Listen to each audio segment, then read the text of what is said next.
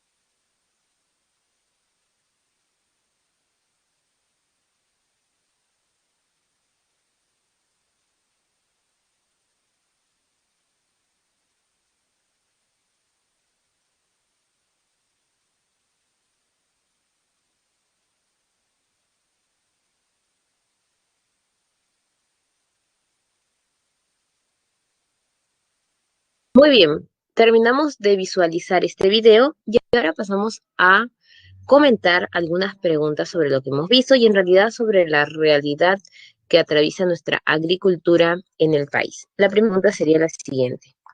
¿Consideras que la agricultura está bien potencializada en el Perú? ¿Por qué?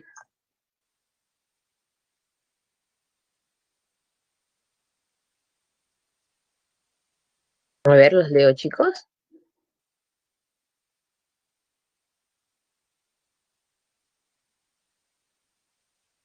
¿Qué opinan ustedes?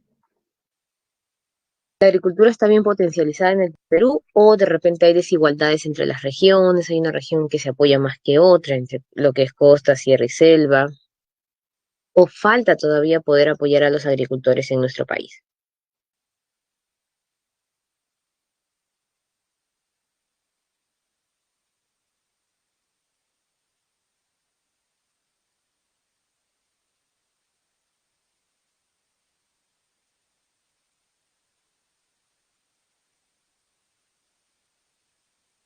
Muy bien, sigan escribiendo allí. Y ahorita los puedo leer y comentar entre todos.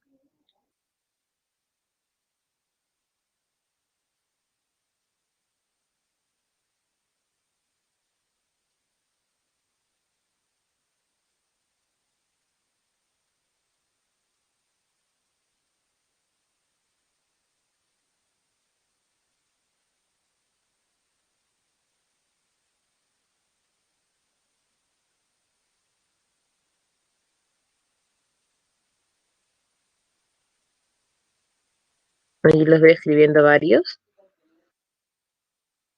Ahorita van a llegar las respuestas.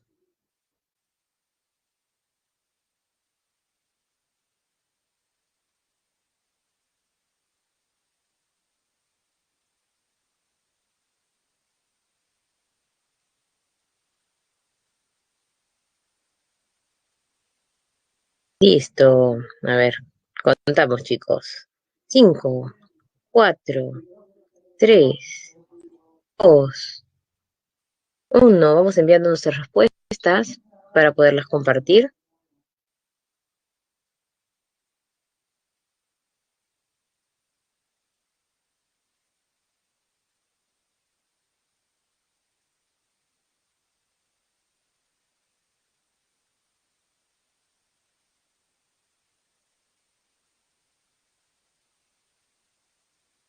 Mientras van respondiendo esta primera pregunta, a la hora que yo voy comentando sus respuestas, pasan a responder la segunda pregunta para ir ganando tiempo, porque me imagino que las respuestas son amplias en este caso, ¿no? La segunda pregunta sería la siguiente para que vayan respondiéndola. ¿El agricultor recibe un pago acorde a las funciones que realiza? Vamos a ver qué nos dice Melanie. Falta apoyar a los agricultores, pues en distintas partes del país suelen ocurrir desastres naturales, malas condiciones para elaborar, lo que provoca paros agrarios, cosa que es lamentable, pues con esta actividad muchos peruanos se ganan la vida. Muy bien, Melanie, excelente reflexión. Vamos a tomar varios puntos que ha mencionado Melanie, ¿no? Uno de los primeros es la situación de los desastres naturales. Por ejemplo, la actividad agrícola vive a expensas de ciertos fenómenos, el fenómeno del niño, las sequías, las inundaciones en diferentes partes, terminan afectando el uso del suelo y por lo tanto, inclusive todo lo que han ido desarrollando por meses de trabajo se perdería. Y no solamente afectaría el ingreso económico de los agricultores, sino inclusive en las temporadas del niño. Por ejemplo, nosotros carecemos de ciertos alimentos. Malas condiciones para elaborar. Me imagino que también esto va vinculado a la zona de la agricultura extensiva, que ya vamos a aprender la diferencia, que son aquellos que tienen la problemática de las herramientas, de la maquinaria. Y excelente, Melanie, es considerada una de las actividades más eh, que concentra mayor cantidad de población económicamente activa, para ser exactos, la segunda. Por ahí William nos dice, no por los precios que se manejan en la parte inicial del proceso, los cuales se ven claramente elevados cuando llegan a una etapa superior. Excelente, William. Y esto va relacionado mucho con lo que les he hecho en la segunda pregunta, ¿no? El tema del dinero, de lo que ellos invierten en tiempo, lo que invierten en material y cuánto ganan al final del proceso. Sin embargo, este dinero que ellos ganan se duplica, se triplica conforme va avanzando el proceso. Entonces el agricultor termina ganando menos que el distribuidor, el transportista, luego que el comerciante mayorista y los centros comerciales pues terminan elevando estos precios. Nicole nos manifiesta, en mi opinión siento que los agricultores no tienen la ayuda necesaria por parte del Estado y aparte la agricultura no está bien potencializada aunque podría, pero no es así. Muy bien, excelente. No es que no tengamos la capacidad para potencializar la agricultura, pero lamentablemente hay zonas que se ven más potencializadas que otras. Muy bien, Nicole. Y sí, es una de las actividades que genera más tiempo de inversión para el trabajo y también tiene uno de los menores tipos de apoyo del Estado. Pues claro que en algunas zonas, ¿no? Porque hay otras, como es el clásico centralismo de nuestro país, que se ve el apoyo del Estado en el caso de las maquinarias. Muy bien, vamos cerrando nuestras últimas respuestas para poderlas compartir y comenzar con nuestra clase. También pueden ir ya respondiendo a la pregunta número 2.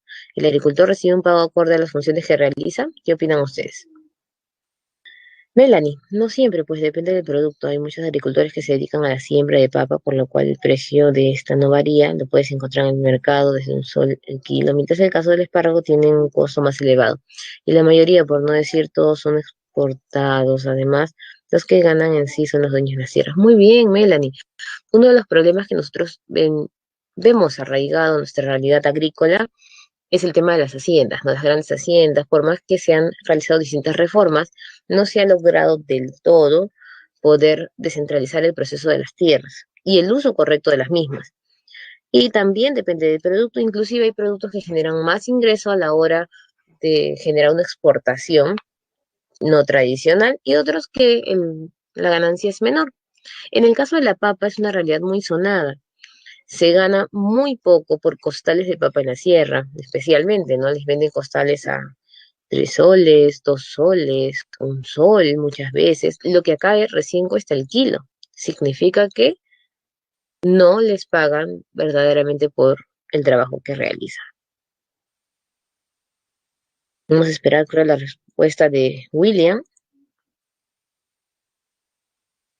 para continuar con nuestra clase.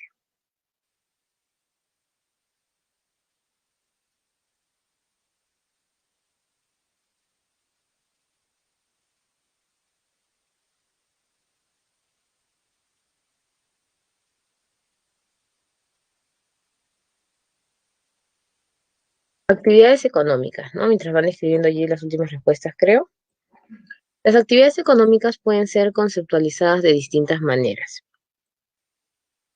Podemos tener el tema de ahí está justo la respuesta de William llegó. El agricultor cumple un papel fundamental, sobre todo en países que tienen esta actividad económica como principal, pero más que una desvalorización, yo considero que es un aprovechamiento al importante rol que este sector ocupa en nuestro país. Muy bien, William. La mayoría de agricultores no ha podido terminar sus estudios no escolares y también a veces tienen el desconocimiento del precio que se maneja del producto aquí en la capital. Por lo tanto, no cobran lo adecuado y también las personas que tienen el conocimiento de cuánto le van a vender no terminan dándoles el pago necesario. Además que en los lugares vinculados a la cordillera de los Andes, la diversidad agrícola es mayor y también son productos no tan comercializados en el mundo que pueden generar ganancias en el tema del comercio exterior o en otros casos son muy demandados porque solo se encuentran aquí en la América del Sur. Muy bien, muchísimas gracias chicos. Los felicito. La forma en que han podido responder ha enriquecido la clase. No han sido respuestas muy cortas, sino respuestas sustentadas y con eso pueden demostrar que su conocimiento que ya tenían, pues lo han ido profundizando aquí en toda la preparación preuniversitaria. Muy bien. Actividades económicas. Vendrían a ser entonces un conjunto de actividades que nos permiten satisfacer necesidades. Esa es la principal función por la cual realizamos actividades económicas. Nosotros buscamos tener todos los bienes necesarios para vivir bien, tener una calidad de vida, preservar nuestra especie y lo que se busca también, pues, convivir en armonía con la naturaleza. ¿No? Eso es lo que se quiere, por eso el concepto del desarrollo sostenible. Y también es una forma de relacionarnos y cuidar los recursos naturales. Las actividades económicas se van a clasificar de distintas maneras. Vamos a empezar con la clasificación, porque hoy día nosotros vamos a trabajar solo un sector.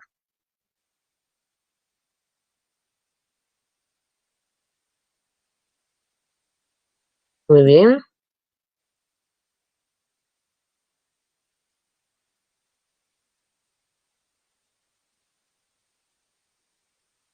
Las actividades económicas van a ser clasificadas en tres grupos.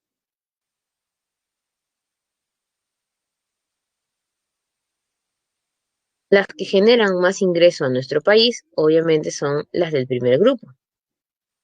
Eso no quita que las otras no se den en nuestro país, solo que quizás no tan potencializadas o desarrolladas como en, valga la redundancia, países desarrollados.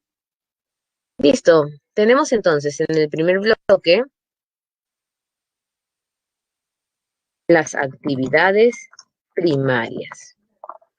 Por sentido común, tendríamos actividades secundarias y actividades terciarias. Como ustedes saben, estas actividades también las desarrollamos en el curso de economía, porque es propio de su materia, ¿no? En el caso de geografía, nosotros tratamos de ver la diversidad de los recursos que existen en estas actividades económicas, el beneficio para nuestro país, entre otras herramientas básicas en la sociedad.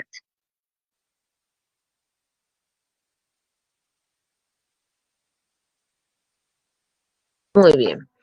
Vamos a conceptualizar. ¿Cuál es la diferencia? Por sentido común también nos damos cuenta que van en escala, ¿no? Realizo actividades primarias para poder tener actividades secundarias y luego actividades terciarias. Las actividades primarias son la utilización de los recursos naturales. Las actividades secundarias vendrían a ser la formación de nuevos productos.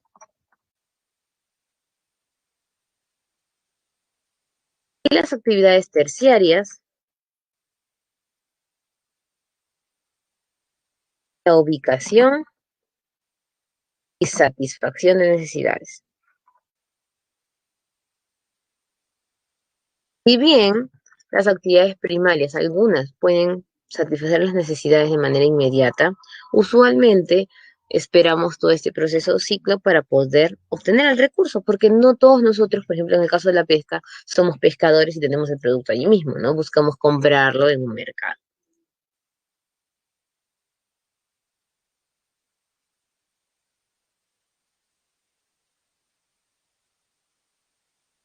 Sí, Danielito, tranquilo, ahorita vamos a ir avanzando, poquito a poquito, para poder ir disgregando los ejemplos. Listo. Ahora, seguimos avanzando, vamos a separarlos entonces para poder dar los ejemplos. Las actividades primarias se van a subdividir en dos bloques. Actividades productivas y actividades extractivas.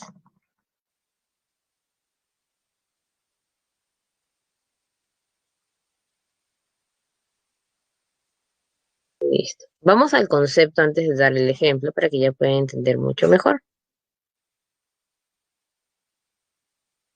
En el caso de las actividades productivas, se caracterizan, y acá vamos a poderlo entender más, utiliza el recurso natural,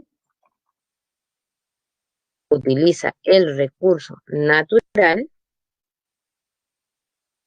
pero puede modificar el crecimiento del mismo, pero no inhala solo el crecimiento del mismo. Profesora, ¿cuáles serían actividades productivas? Vamos a tener entonces agricultura y ganadería.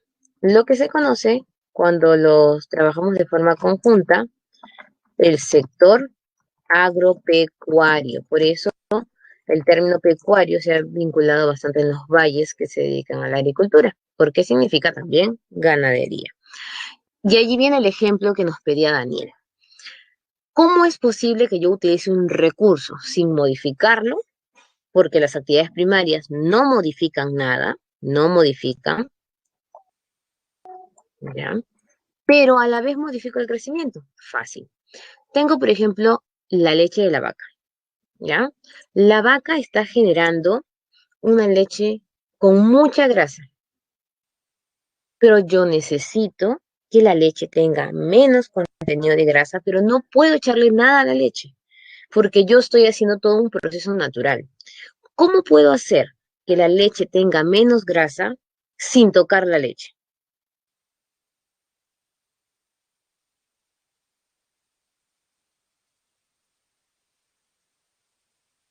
A ver, chicos.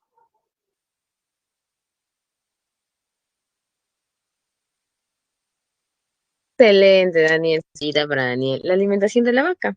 Y yo no modifiqué el producto, la leche sigue estando intacta, pero cambio la alimentación de la vaca porque posiblemente le estoy dando alimentos, sean naturales o de repente ya preparados de forma industrial, pero estos alimentos le están generando mucha grasa a la vaca, perdón, y están dando una leche grasosa. Cambio la alimentación, cambio el producto y no toqué la leche. A eso se refiere con productivo. En el suelo pasa lo mismo, se refiere al tema de la flora, ¿no? Estoy haciendo crecer un producto y veo que de repente tiene muchos bichitos, entonces voy a utilizar abonos. No toco al final del producto, sigue siendo natural, pero con el abono trato de preservarlo.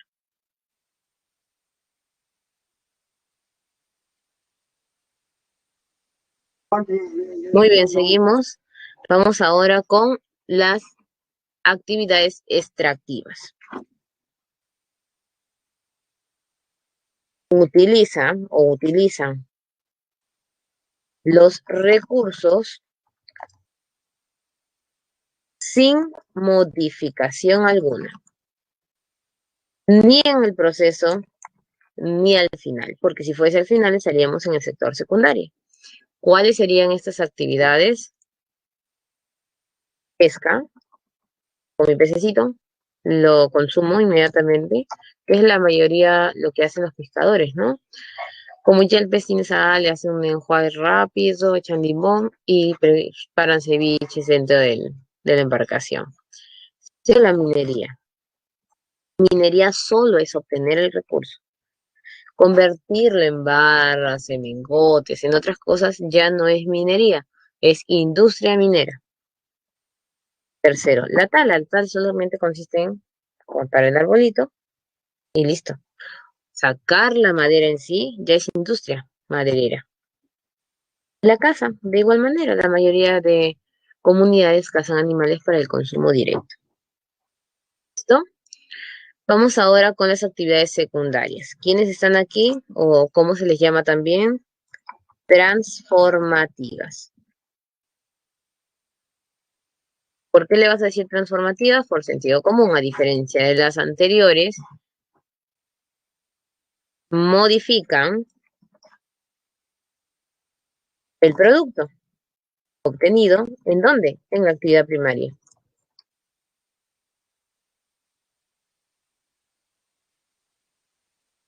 Modifican el producto obtenido en la actividad primaria.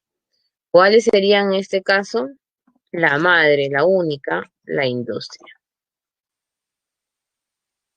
Pero en algunos casos encontramos la construcción de viviendas, la construcción de cualquier infraestructura. ¿Por qué? Porque la construcción es también un proceso en el cual vamos a transformar, pero es parte de la transformación de la misma minería no metálica, porque son materiales de construcción. Pero la madre, la principal, y casi siempre en la mayoría del libro solo la encuentras clasificada la industria. Luego vamos a tener nosotros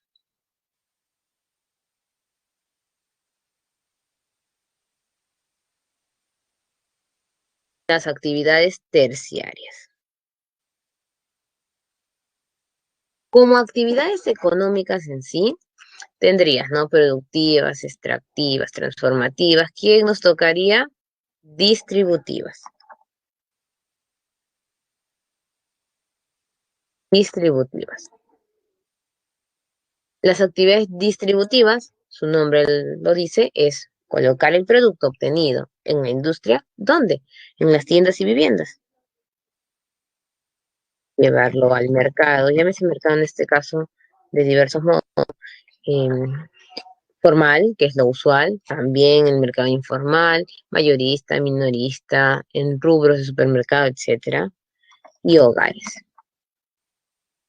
¿Quién es la actividad que hace esto? Obviamente, el comercio. ¿Y quién vamos a colocar aquí? Los servicios. ¿Qué son los servicios? Podemos llamarlo de diversas maneras, ¿no? Las profesiones que tenemos y oficios, muchas de ellas derivan de este sector directo y no es una actividad productiva, extractiva, transformativa, como por ejemplo la docencia que estamos viendo ahorita, que estamos inmersos en este proceso, no pertenece a ningún rubro de transformación de un recurso natural. Segundo, podría también traducirse como los derechos que nos competen por naturaleza. Tú tienes el derecho a educarte y recibes el servicio de educación. Y podemos encontrar los servicios vinculados en dos ámbitos. Puede ser sector privado o público. Se supone que en la mayoría de estados el servicio público fiscaliza el privado, en otros hay una independencia más abismal, pero hay una notoria diferencia en el caso de países sudamericanos o países latinos, que el sector privado suele ser mejor que el público, cuando en realidad en otros lugares desarrollados vemos nosotros que es similar, inclusive hay quienes quieren ir al sector público. De allí las frases, ¿no? De más que un servicio, nosotros tenemos un derecho. Listo, aquí estaría nuestro cuadro de actividades económicas. Ahora sí, quedó claro. Vamos a elegir qué vamos a hacer hoy día de clase. Nuestra clase solo va a girar en torno a el sector productivo y el sector extractivo. Pero no vamos a trabajar. ¿Qué más no vamos a desarrollar? No vamos a desarrollar ni tala, porque ya lo vimos vinculado al tema de la deforestación, ni la caza, porque solo se mencionan ciertos animales que son cazados en nuestro país, como el venado cuadrado, a la hora que desarrollamos el tema de los recursos naturales y de las ecorregiones. Después, hoy día vamos a ver entonces agricultura, ganadería, pesca y minería. La próxima semana nos toca el sector secundario y el sector terciario, donde también veremos solo algunos servicios, debido a que no se pueden abarcar todos los servicios en una sola clase.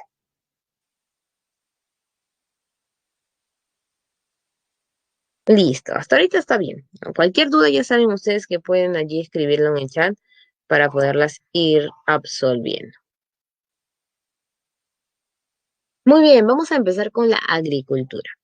La agricultura en el Perú es una actividad muy importante. Tiene las características para ser una actividad importante. ¿Qué tiene el Perú que permite una buena agricultura? Por ejemplo, el clima. Nuestro clima es variado. Tenemos inclusive casi todos los climas, nos faltan solamente 4 climas del mundo y tenemos 90 microclimas. El clima potencia la diversidad de productos agrícolas. Toda, todo factor que suma puede también restar, o sea, tiene su lado negativo. ¿Cuál es el lado negativo del clima? Lo que por allí ustedes mencionaban cuando describían el tema de la agricultura. La problemática,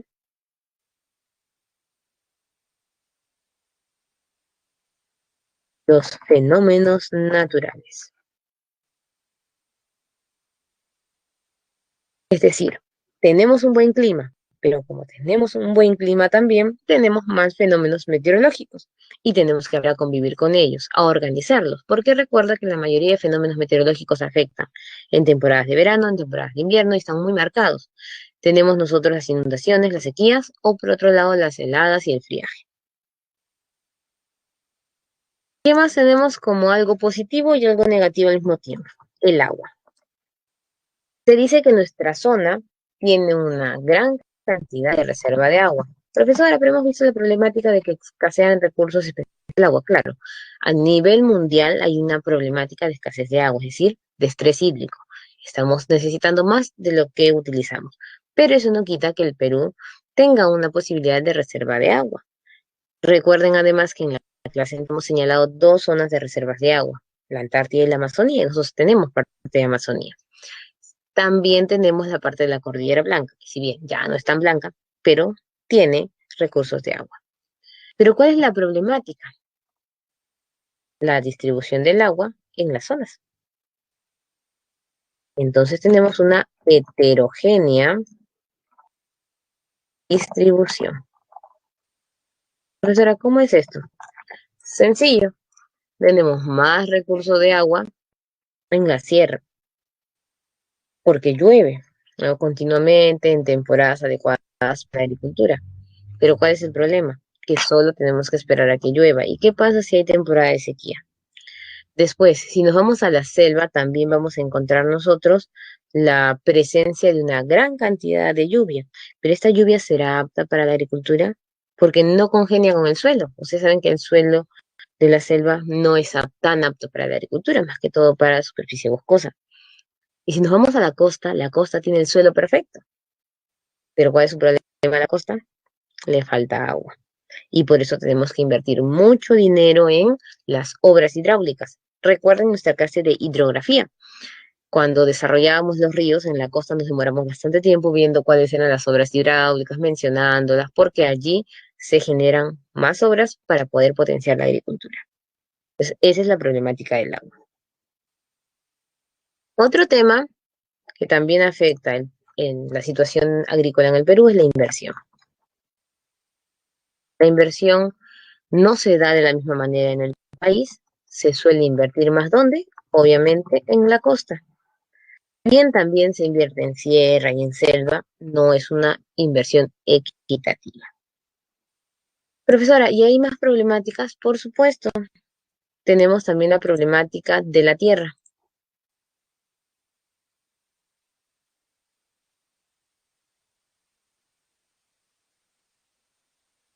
la tenencia de tierras. ¿Qué pasa con la tenencia de tierras? Por mucho tiempo hemos vivido nosotros con una gran problemática. ¿Cuál es esta gran problemática? Que un gran hacendado era dueño de todas las tierras y los agricultores que trabajaban allí no tenían una ganancia adecuada en este trabajo. Luego se habló de la famosa reforma agraria, reforma que tenía que ser progresiva y se estaba dando de forma progresiva, poco a poco. Pero lamentablemente llegamos a la acelerar esta reforma, ¿se acuerdan? En la época de Velasco, entonces en algunos casos todos recibieron sus tierras, pero ¿qué pasaba? Estaban preparados para recibirlas. Entonces, cuando recibieron las tierras, no sabían qué hacer con ellas porque se habían acostumbrado a trabajar las tierras, pero a recibir las órdenes de alguien, no a solo trabajar ellos. Y aquí nace una de las realidades más importantes de nuestro país. Se dice que la agricultura peruana es una agricultura parcelaria o aparcelada, o también llamada agricultura de parcelas. Es decir, se les dio las tierras, pero todos comenzaron a fragmentar cada vez más chiquito porque todos querían un pedazo de tierra. Y no se dio tampoco la totalidad de repartición. Muchas personas no llegaron a tener sus tierras o la cantidad de tierras que antes de todo ese proceso hacendario les pertenecía en herencia familiar, porque ustedes saben que tampoco iban a recibir los dueños iniciales, porque con tantos años que habían pasado en ese tema de las haciendas, pues la situación había cambiado. De allí quizás la mención o tratar de no trabajar ese concepto de latifundista, ¿no? Es raro que tú vayas a la región andina especialmente y escuches el dueño de tierras es un latifundista. No, no lo mencionan así.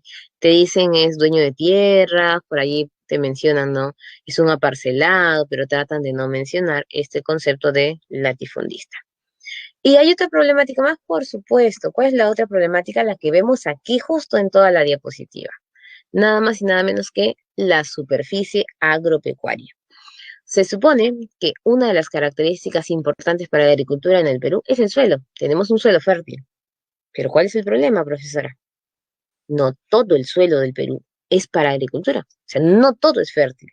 Hay pocas zonas para agricultura y todos creen que, como dicen, el Perú tiene suelo fértil, que todo va a usarse para el sembrío. Y no es así. Entonces vamos a entender que del 100% de las tierras se hace una distribución distinta. Por ejemplo, utilizado para agricultura es un 18.5. Vamos a redondearlo, ¿no? Y podríamos decir que es un 20%. 20% si lo redondeamos, quedándonos un 80% no agrícola. ¿Significa que no sirve para algo? Falso. Estos suelos se utilizan. ¿En qué cosa vas a utilizar el suelo que no sea agricultura? A ver, chicos, ¿para qué más sirve el suelo aparte de la agricultura? Somos un territorio fértil porque tenemos diversidad de productos. Hay países, Daniel, que solo tienen cereales. Hay países que solo pueden sembrar tubérculos. Pues hay distintos, claro. Entonces nosotros tenemos una tierra fértil y los productos no salen chiquititos, ni con un sabor feo, ni insalubles, porque hay otros lugares donde pues parece un limón enorme. ¿Se acuerdan que por ahí conversábamos, no recuerdo en qué clase, los tipos de limón, y ustedes decían, es grande, pero es dulce? Pues vas a Europa a preparar tu ceviche y echas como si fuese naranja. Y no, acá es el limón, justo es agrio, ¿no? Puede ser pequeño el tomate, pero tiene sabor. En otros casos, la fruta, la verdura es muy grande, pero no tiene mucho sabor. Entonces ahí está la diferencia. Y a ver, la pregunta para ustedes, chicos. ¿En qué otra cosa utilizamos el suelo que no sea agricultura? ¿Qué otra actividad económica utiliza suelo?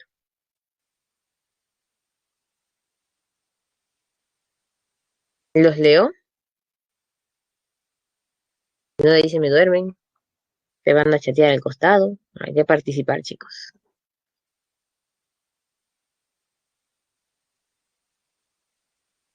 Muy bien, Luis Ángel, repito la pregunta.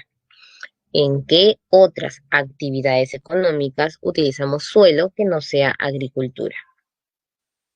¿En qué otras actividades económicas utilizamos suelo que no sea agricultura?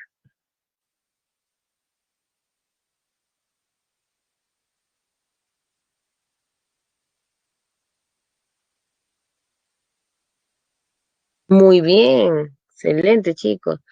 Ganadería, apicultura. Y la ganadería es una de las más dañinas para la agricultura porque termina comiéndose el mismo suelo. Y para la ganadería tienes que sembrar un pasto distinto que no se utiliza para la agricultura, sino para la alimentación del ganado. La apicultura, muy bien, la acuicultura también.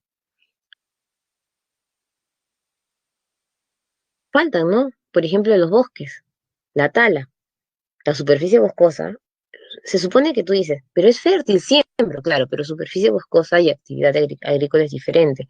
Entonces, en actividad forestal, donde yo veo un montón de árboles, sé que no puedo sembrar agricultura, porque tengo que hacer agricultura migratoria. ¿Se acuerdan? Talar los árboles y movernos de un lugar a otro hasta lograr que el suelo rinda para agricultura. Y sin irnos tan lejos, nosotros viviríamos si todo fuese agricultura. ¿Dónde estaría tu casa? ¿Dónde pasaría la carretera? Tienen que haber distintas obras y construcciones, inclusive el mismo comercio. ¿Cuántos lugares que antes eran pampas agrícolas se han convertido pues en grandes centros comerciales? Entonces ahí es. Pero sin embargo, a pesar que tenemos el 20%, bueno, lo hemos redondeado, ¿no? 18,5, el 20% para tierra agrícola, en realidad utilizamos el 30,1. ¿Qué significa? Hay suelo que no es para la agricultura, pero lo forzamos para que sea para agricultura.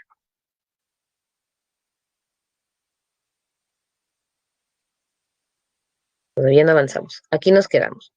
Ahora, ¿cuál es la problemática del suelo agrícola? El siguiente, que de este redondeado 20% de tierra agrícola no se utiliza todo para agricultura.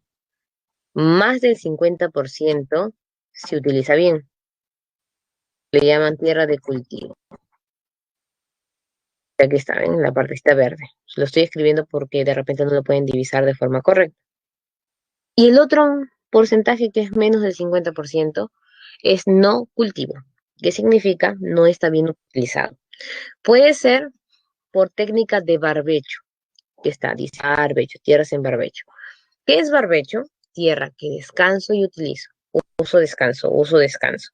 ¿Cuándo se utiliza la técnica de barbecho? Casi siempre donde los suelos solo trabajan un producto. Recuerda que el monocultivo no es adecuado para el cuidado del suelo. Entonces, aquellos que trabajan monocultivo, por ejemplo, el café, ustedes saben que el café no lo puedes mezclar con otro producto porque si no, para el maíz, muy bien, Elvio.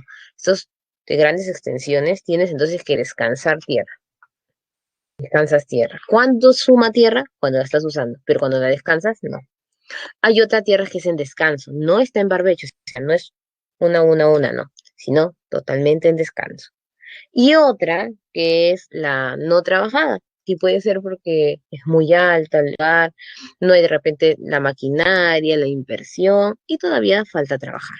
Entonces, estamos hablando de un porcentaje no completo de la agricultura.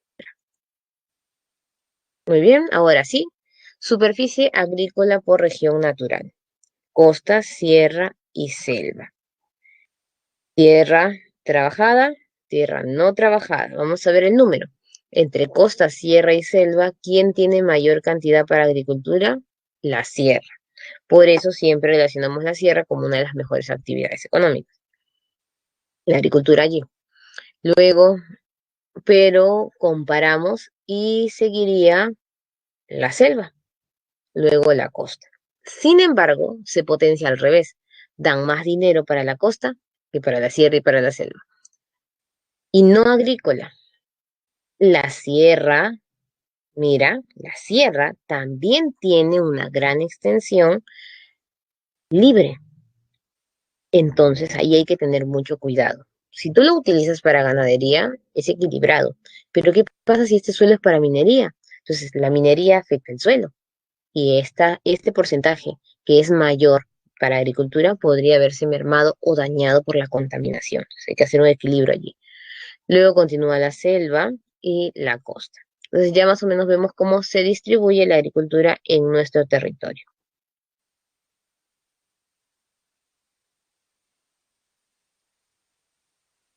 Hay cultivos transitorios y cultivos permanentes. ¿Cuáles son los cultivos transitorios? Aquellos que dependen de la estación y de las características del suelo, mientras que los cultivos permanentes son los que necesitan muchas veces más extensión, no siempre, mayor tratado o exclusividad. Por eso aquí encontramos café, plátano, caña de azúcar, ¿no? Estos son los productos exclusivos, los cuales no pueden mezclarse con otros. Como veíamos nosotros, pueden verse afectados. Muy bien, vamos a dividir ahora la agricultura por regiones. Tenemos agricultura costeña, vamos a trabajar la agricultura andina y la agricultura amazónica. Lo primero que vamos a hacer es un cuadro resumen rápido, porque aquí está disgregado y nosotros solemos comparar en un cuadro y es mucho mejor así. Vamos a nuestro cuadro entonces.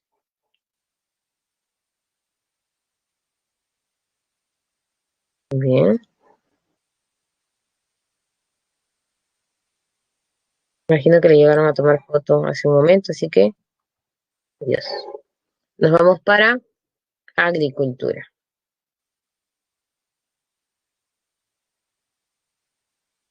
Esta división que voy a hacer sirve para agricultura y para ganadería.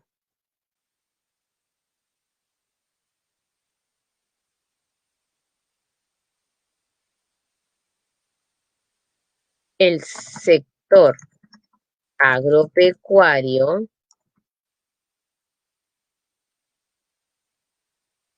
se divide en intensivo y extensivo. Cuando escuchamos intensivo, tenemos en mente palabras como mecanizado, tecnificado, especializado, etcétera. Entonces, todos creemos que la definición de intensivo es eso, mecanizado, tecnificado y especializado. Y no, es un complemento. ¿Qué significa un complemento? Que va de la mano con estas características. Mecanizado, maquinaria. Usualmente nos damos cuenta que los lugares de agricultura intensiva, para que sea intensiva, tienen que tener más maquinaria. Entonces ya más o menos vas dándote cuenta dónde podría encontrarse la actividad intensiva. Por supuesto, en la costa de nuestro país. Mientras que en la región andina, para no decirle sierra, ya sabemos por qué, encontraríamos la materia extensiva. Y la selva, profesora, la selva se parte en dos.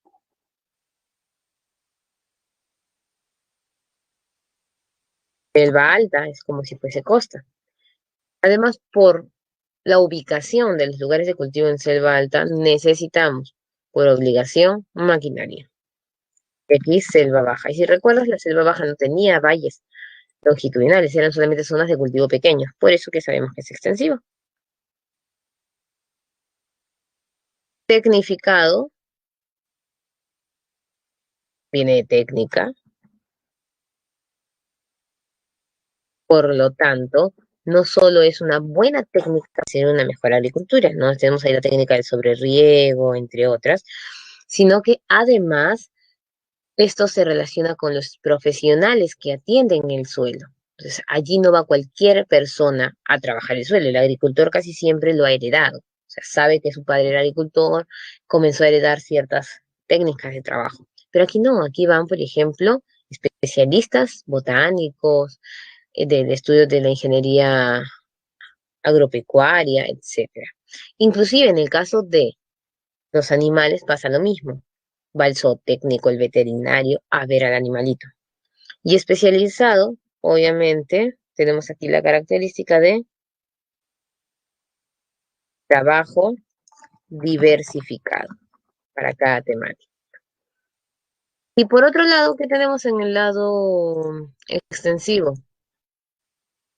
Tradicional,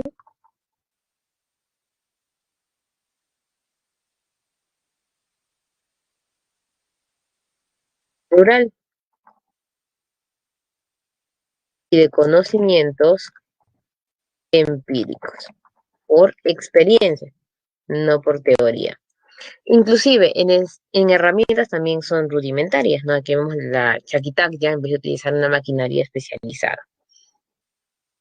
Muy bien, aquí tenemos todo lo que es el sector agropecuario. Seguimos avanzando. ¿Qué más vamos a encontrar en el lado intensivo? En el lado intensivo también encontramos mayor ingreso de divisas. Como hay todo un tema del trabajo sin daños a las plantitas, que no tengas enfermedades de los animales, todo quedando a uno, suele entonces utilizarse los productos de esta zona para la exportación. ¿Por qué? Porque tienen una mayor productividad. Entonces generan a la larga más ingresos por tema de exportación. Pero ahora ustedes dirán, no, profesora, pero usted dijo que intensivo no era esto, esos son términos relacionales. Por supuesto. ¿Cuáles van a ser las características para clasificar un lugar como intensivo o extensivo?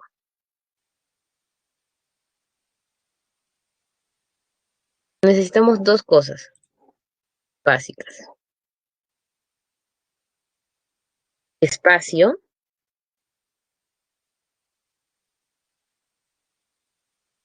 y tiempo. En el caso de la actividad intensiva,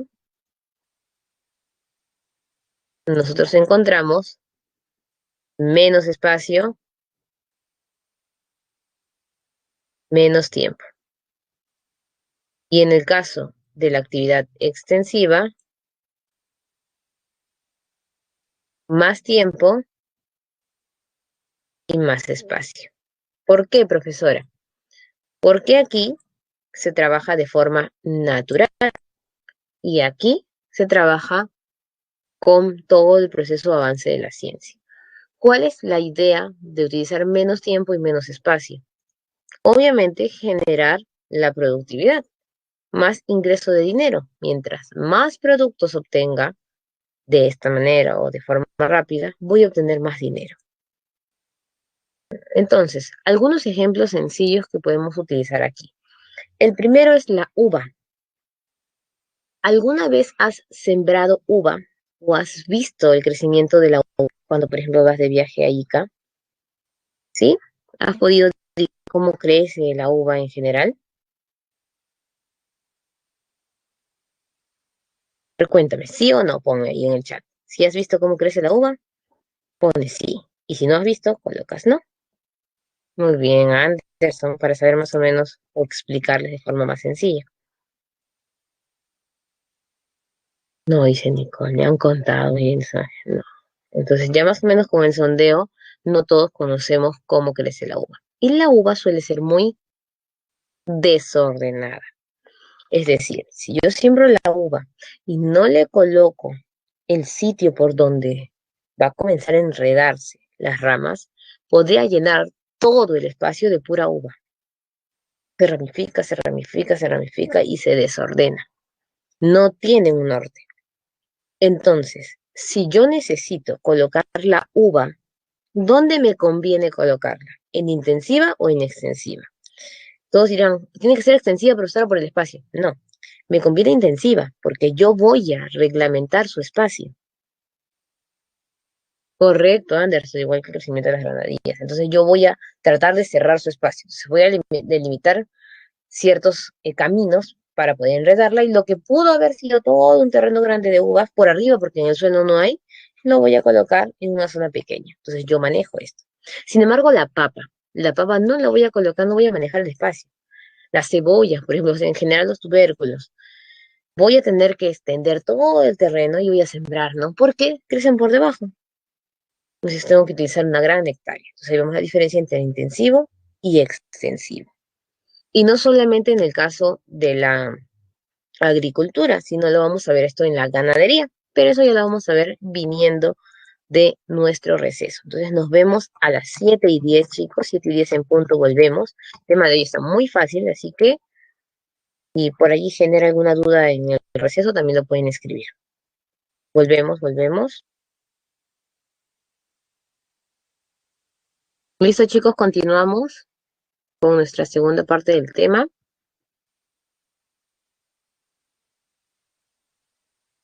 Muy bien, nos habíamos quedado hablando de la diferencia entre lo que es intensivo y extensivo. Entonces ya entendimos la parte de la agricultura. ¿Qué nos falta ahora? La parte de la ganadería. ¿Cómo funciona el tema de la ganadería en general? Sencillísimo, chicos. Por ejemplo, en primer lugar, los pollitos. Es el ejemplo principal de cómo se desarrolla el proceso intensivo en nuestro país. Como ustedes saben, Lima consume gran cantidad de pollo. Pero eso ahora es normal, no, antes no era así. Antes de los años 70 consumían otros tipos de aves, inclusive podríamos ponerlas a los años 80, pato, gallina, pero ahora es mayor el consumo de pollo. ¿Alguna vez te has preguntado cuántos pollos crees que se consumen en Lima en un solo día? Por lo tanto, si nosotros esperamos el crecimiento natural, claro, si nosotros suma nada más, en mente ponte a pensar, ¿cuántos pollos creen que serían que se consumen? Una barbaridad, es enorme la cantidad de pollos solo en Lima.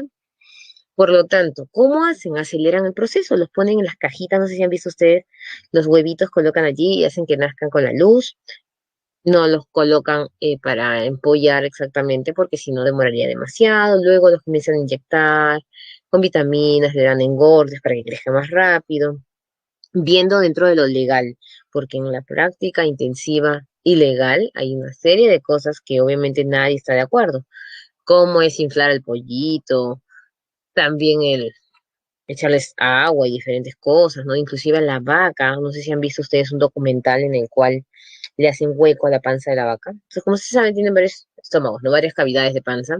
Entonces, para que la vaca no se demore en consumir el alimento, hacen un agujero a la barriga de la vaca y por ahí les echan el alimento. Eso es lo ilegal y obviamente lo no permitido. Pero no todo lo intensivo se va hasta ese extremo. Muy bien, Daniel, muchísimas gracias por el dato, excelente. El Perú se ubicó como el mayor consumidor de pollo per cápita en Latinoamérica. Imagínense, ¿no? Entonces la mayoría de personas dicen, mi pollo, falta el pollo, todo lo ven con pollo, es parte de nuestra forma de consumo actual.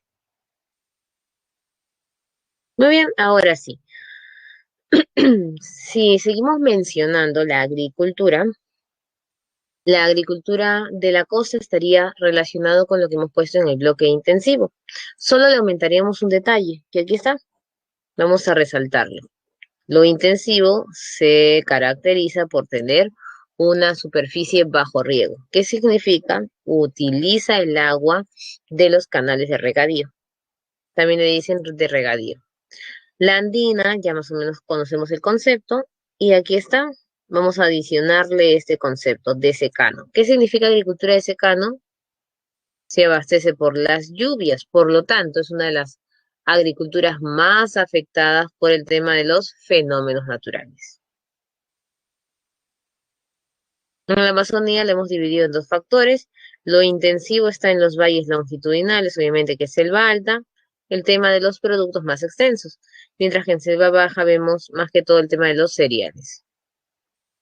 Y bueno, en este caso la yuca. Muy bien, pasamos para ganadería. ¿Para qué se utiliza la ganadería en el Perú? Para alimento, lo utilizamos también para tema de vestido, lo utilizamos para tracción. ¿Qué es tracción? Cuando el animalito nos ayuda en la agricultura. Lo utilizamos en el tema de carga y hasta en deporte, ¿no? Usualmente nuestro país pertenece a la clasificación o utilización de ganadería criolla. Entonces, casi todos los animales que utilizamos son criollos. ¿Qué es eso, profesora? Sencillo. Se sabe que en general Europa es considerado por la selección de sus especies y la perfección de las mismas para ciertas funciones. En el caso de América Latina, no. América Latina necesita una especie que se utilice para todo. Un ejemplo, ¿no? Hay vacuno de leche, o sea, vaquitas para la leche, y hay vaquitas para el consumo de carne, y hay vaquitas para tracción. No significa que las otras vacas no den leche, sino cuál tiene la mejor calidad para qué cosa. Y aquí no, acá mezclaron todo y tenemos el criollo, sirve para todo. Y ahí está.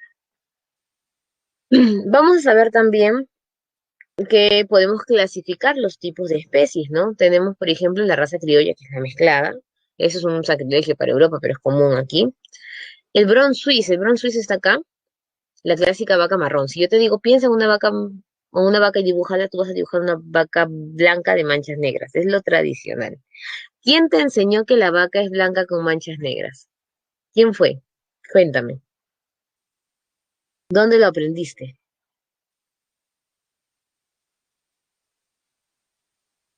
En primaria, excelente, asociado siempre para la leche, pero desde antes lo habíamos visto de forma indirecta, en el tarro de leche. Siempre que compramos leche, aparece la vaca blanca con manchas negras, ¿no? Entonces, justo es esta, la Holstein. La vaca Holstein que viene de Holanda, por eso le decía, había una leche antes que era la bella holandesa, la que viene de Holanda, es la dedicada para la leche, entonces sirve para la leche. La Brown Swiss es la marrón, de ahí viene su nombre de Brown. La marrón viene de Suiza y esta vaquita se utiliza para la carne.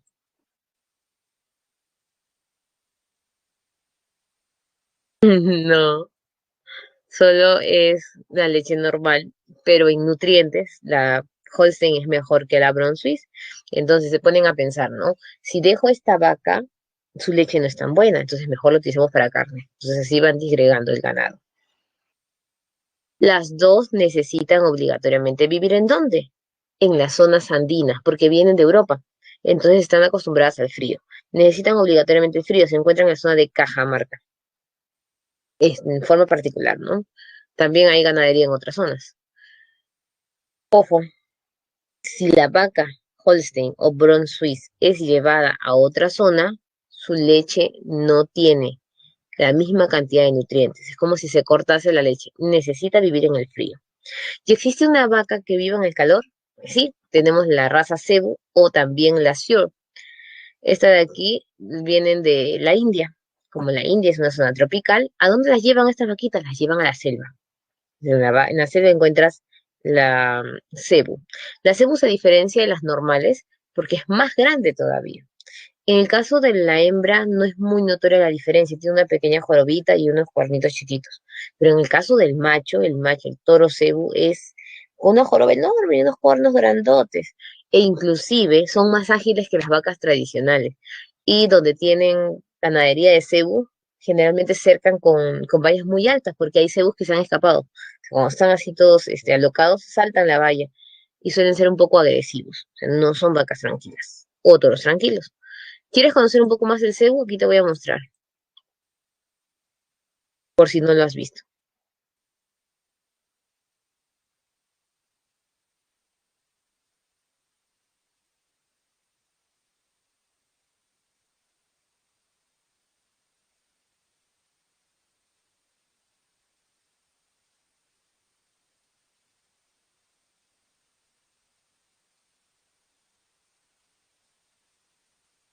Ese Cebu que vamos a ver está en México, pero es el mismo Cebu que viene de la India.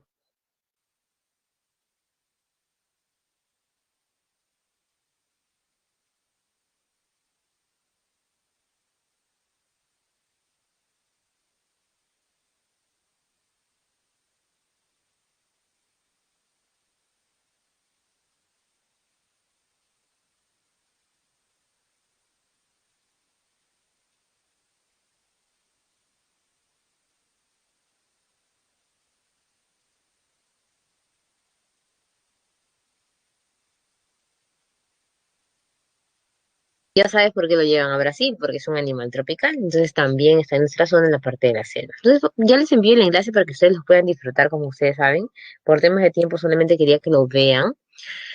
Este es un tipo de cebú, cebú brahman. Hay otro cebú que tiene el cuerno no tan doblado, sino así todo largo. Entonces, pero siempre son así grandes, ¿no? Con la papada, la joroba. En el caso del toro es más notorio que en la vaca. Luego, igualito pasa con el tema de las ovejas, ¿no? En el caso de las ovejas vamos a encontrar la Corriedale. Aquí está la Corriedale, la clásica ovejita de las imágenes, la blanquita, la bonita.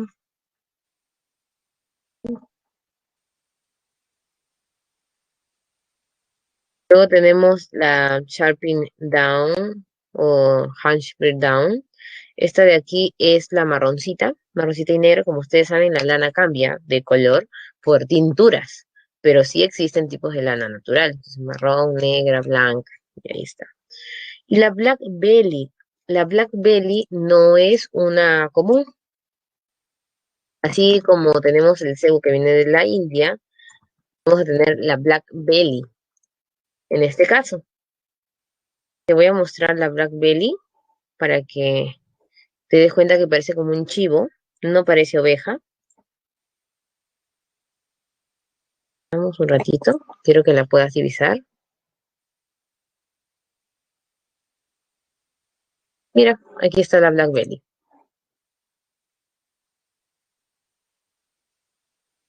Ahí está. ¿Mm? Parece un chivito. Si tú ves, dirías, es un chivo, pero eso ahora no es una oveja, no parece oveja.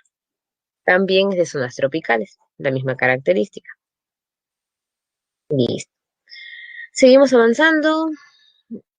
Ah, también están los criollos, ¿no? Aquí también han mezclado especies. Luego vienen las alpacas. Tenemos la alpaca huacaya y la alpaca suri. ¿Cuál es la diferencia, profesora? No sé si se note bien aquí, pero la huacaya es la clásica alpaca que tú conoces. La alpaca suri suele tener un pelaje, parece trenzado. Se dice que debe ser el tipo de lana que utilizaban los incas en su vestimenta para la zona de nobleza. Aquí la vas a poder ver de mejor manera. Mira, especialmente aquí. Mira su trenzado de alpaca suri. Qué bonito es. El problema con esta alpaca es que casi no la encontramos así. Usualmente esperan que crezca su pelaje y la rapan para poderla utilizar. Es la suri. ¿Listo? Seguimos avanzando. También tenemos aquí el cruzado que le llaman, o sea, también hay mezclas en el caso de las alpacas. Porcino es una de las mejores mezclas que ha hecho la América Latina. En todos, la especie bajó su categoría, pero en los cerditos no. Dicen que la mezcla de los cerditos ha dado un cerdo criollo que es más nutritivo y más rico que el tradicional. Inclusive, los cerdos más ricos son los que tienen las manchas en la piel porque el rosadito, ¿no? Casi siempre el que vemos en embutidos es el que tiene un sabor no tan rico, por eso es llevado para los embutidos. En el caso de aves, el pollo es lo que más utilizamos también, hay, recuerden, ganadería de cabras, caprino, ¿no? Cuyes, tenemos el tema de conejos, y el equino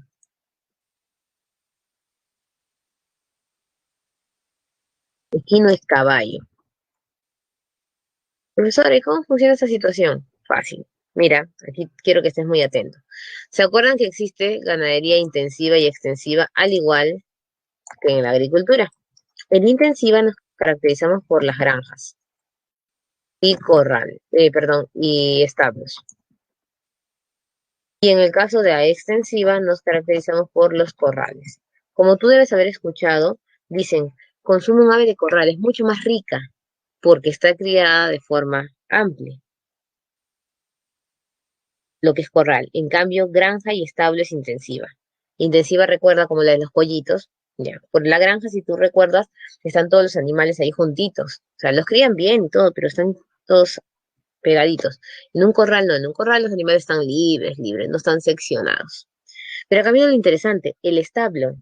El establo sirve para seleccionar al animal su función. Por ejemplo, en el caso de las vacas, si es para leche, para tracción, para todo. El caballo también lo seleccionan y eligen de todos los tipos de caballo cuál va a ser el que puedes comer. ¿Eso qué significa, profesora? ¿Que hay carne de equino en el Perú? Por supuesto. En una época estuvieron engañando a la población y dándole la carne de caballo en vez de res, o sea, estafa era. Pero luego lo permiten en el Perú. Entonces, cuando tú vas al tamal, ¿no es cierto? Vas a encontrar, obviamente, la carne de vacuno, pero también hay un cartelito por una zona que dice equino. Entonces, ese es el caballo que sí puedes comer. Profesora, pero eso no estaría mal. No es tanto ello, al contrario, la Organización Mundial de la Salud dice que la carne de caballo es nutritiva y siempre cuando haya sido certificada por el Ministerio, ¿no? de Salud de cada país, que haya tenido la revisión, la crianza necesaria, sí se puede consumir. En Europa consumen bastante carne de caballo. Más bien, para ellos es raro consumir el cuy, porque el cuy es una mascota para ellos. Mientras que para nosotros es al revés. Podemos consumir cuy, pero el equino, caballo, no es una mascota. No, luego tenemos también la floricultura. Como ustedes saben, en una época en Tingo María tuvimos gusanos de seda para salvaguardar la especie del tema de China. Y bueno, vamos a acuicultura. Creo que viene por aquí. La acuicultura. ¿Qué es la acuicultura? No es nada más y nada menos que la crianza de especies de peces. Es como la pesca ganadera, algo así. La pesca artificial. ¿Por qué, profesora? Porque la pesca tradicional tiene el agua contaminada. Entonces, para salvar a la especie, a la trucha la llevan hacia otra zona, en la zona de Ingenio, por ejemplo, en los langostinos, camarón de río, porque ya no vemos camarones en el río Rima, por ejemplo, la tilapia en la selva alta. Y acá viene algo que es interesante sobre el tema de las truchas. La trucha es conocida como la piraña andina. Te cuento que la trucha no es peruana, o sea, no es oriunda del Perú. ¿Qué cosa es oriundo del Perú en sí de la trucha? Su tamaño. Las truchas eran muy pequeñas en las zonas europeas. Trajimos trucha para salvaguardar a la especie, entonces decidieron llevarlas por las zonas de Junín, que es la parte natural, ¿no? La colocan allí en las lagunas y de un momento a otro desaparecían los pescaditos. Entonces la trucha comenzó a comerse todos los pescados y se volvió la depredadora del lugar. Por eso que cuando vamos a Junín casi solo encontramos trucha. Entonces aquí en el criadero de truchas hay todo un cuidado, inclusive entre ellas, para que no se coman entre sí. Cosa que no pasaba en otros países. Al parecer el cambio de ambiente le generó esta problemática.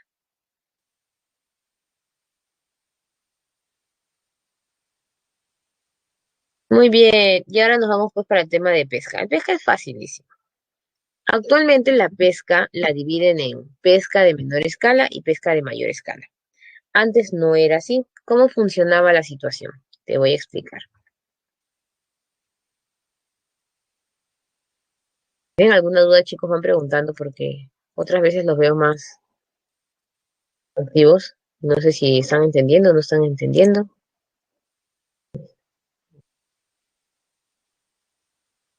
Antes la pesca se dividía en pesca artesanal o de bajura,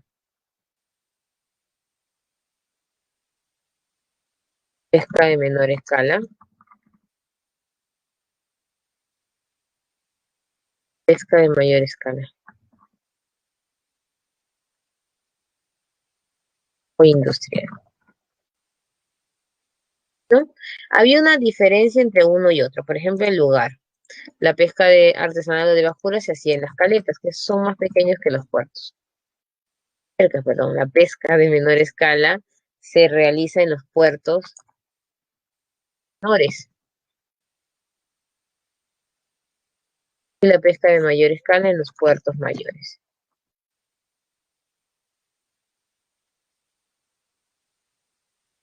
Y también lo continental, es decir, no solamente peces de mar. La mayoría de acuicultura, si te das cuenta, es de río y laguna por el tema de contaminación. Aún en el Perú no se ha acentuado la acuicultura de animales marinos, más que todo los que están al borde de, cerca al mar o en el mismo continente, pero sí hay acuicultura de peces marinos. Es la crianza artificial, o sea, no en su hábitat, por eso no se llama pesca, parece que estuviéramos criándolos. la pesca ganadera. En el caso de la pesca artesanal, utilizamos botes, chalanas, lanchas. En el caso de la pesca de menor escala, lo mismo, pero con motor. En el caso de la industrial, barcos, bolicheras. Obviamente, embarcaciones grandes, ¿no? Por el tema de la industria.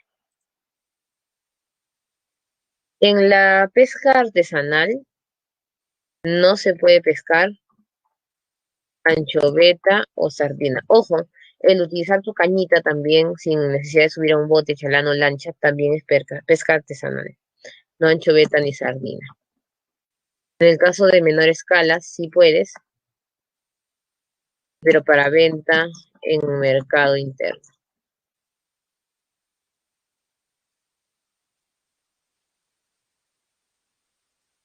Muy bien, y tenemos nosotros, bueno, en el caso de la pesca de mayor escala, la utilizamos sí la anchoveta y sardina. Y para el tema industrial, pues para el tema de la exportación, por eso se llama pesca artesanal, perdón, de mayor escala o industrial. Seguimos. ¿Cómo son sus embarcaciones? ¿Qué es lo que tienen que hacer? Aquí pagan impuestos, no pagan impuestos, no impuestos. Pero ¿cuál es el problema? No control. Se pierde una embarcación artesanal, no sabes ni siquiera quién estaba allí. En cambio aquí, en la pesca de menor escala, sí, hay impuestos y control satelital. Recuerda que el ministerio encargado de la pesca es el Ministerio de Producción. Y aquí hay todo, impuestos, control satelital, control de peso por toneladas, porque obviamente ellos extraen grandes cantidades. Muy bien. ¿Cuál ha sido el cambio, dirás tú? Ahora te voy a explicar.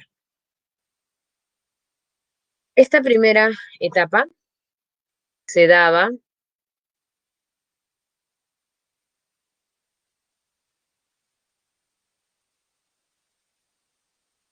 hasta 5 millas. La de aquí hasta 10 millas. Y la de aquí hasta las 200 millas. Había un orden. Inclusive tú podías nadar por aquí y estas embarcaciones no te iban a generar un daño. ¿Qué pasó, profesora? Decidieron hacer esto. Unir estas dos y decirles, vamos a cambiar de color para que lo puedan diferenciar, pesca artesanal o de menor escala. Profesora, pero no hay problema. ¿Cuál podría ser el primer problema? Sencillo, que los de aquí le quiten recursos a los de aquí. Bueno, pero al menos no tienen 10 millas para pescar. Acá viene la problemática. Adiós 10 millas. Ahora, los dos pescan hasta 5. Y los de aquí tienen la oportunidad de pescar desde 5 en adelante. Profesora, ¿qué significa? Que ahora los barcos grandes están cerca donde tú nadas, ahí ves los barcos, ¿no? Y obviamente, ¿quiénes están ganando más dinero? Ganancia para los industriales. Eso pasó. Eso es lo que está aquí. Pesca artesanal o de menor escala y pesca industrial de 5 a 200. Y las características siguen siendo las mismas. Lo único que ya no se puede hablar de una embarcación exacta y solo hablan de toneladas. Hasta 30 toneladas, más de 30 toneladas. ¿Qué opinas tú? ¿Tú crees que juntar la artesanal y la de menor escala, inclusive quitarle espacio para darle más espacio a la industria, fue una medida adecuada, sí o no, y por qué? ¿Qué opinas?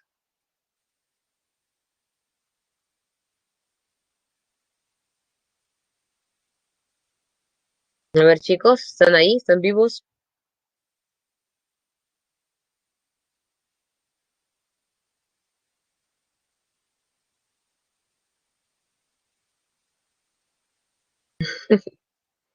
Sí están vivos, dice. Es un tema más, en el tema más sencillo se dispersan más que en los temas difíciles. Obviamente, bueno, les voy a ayudar. Obviamente no ha sido lo más adecuado, ¿no?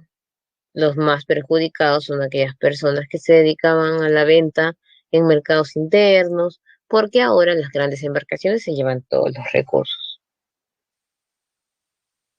Ahora, también existe la pesca continental. En los ríos costeños casi pececitos no hay, todo es langostinos y el camarón, aunque ya la mayoría de esos han pasado para acuicultura. Ríos andinos y lagos tiene obviamente la trucha, ¿no? Carachi, Suche y Ispi, ya hablamos de la trucha, ya la conocen. Y en el caso de las zonas amazónicas va a destacar la doncella. La doncella es uno de los pececitos más ricos de continente que hay. Inclusive si vas a una cevichería de corte amazónico, el pescado más caro, o sea, el ceviche más caro, por ejemplo, está elaborado con doncella, que es raro, porque usualmente los peces de continente tienen un sabor fuerte. Si has probado la trucha no es tan suavecito su sabor. Y la doncella es uno de los sabores más finos. De ahí le sigue, ¿no? El consumo de la corvina, la lisa. Pero si queremos hablar de un animal importante en esta zona, tiene que ser el paiche. ¿Quieres conocer el paiche? Te lo presento.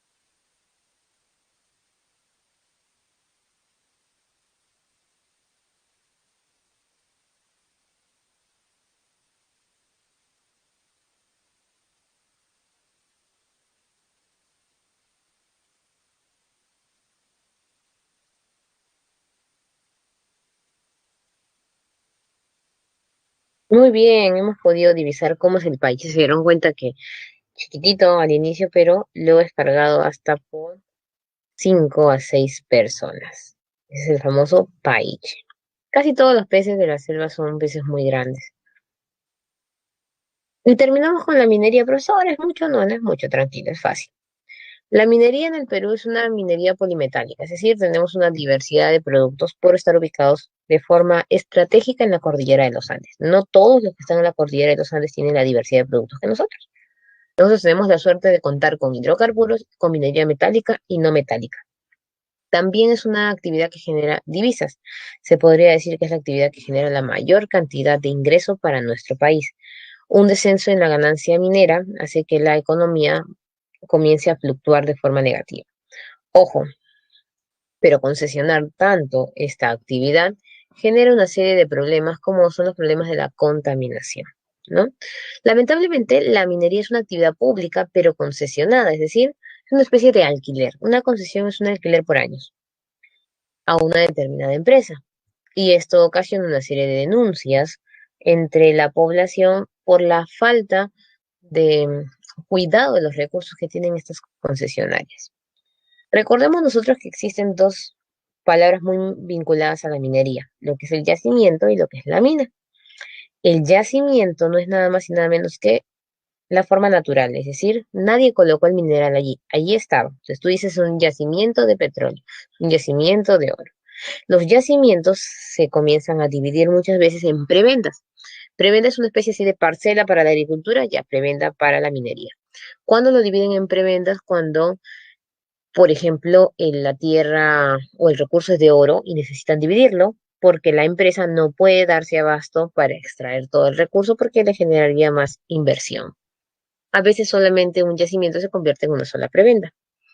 La mina depende del tipo de la construcción. Por ejemplo, aquí tenemos nosotros clásicas canteras, mira cómo es. Está afuera nada más. No hacemos ninguna construcción extra. Utilizado para los minerales no metálicos casi siempre. La minería, perdón, la mina de socavón es esta. La clásica mina que hizo su túnel, los niveles, los pisos, todo ello. Inclusive em, evitamos el peligro a los robos, pero hay más riesgo para los mineros.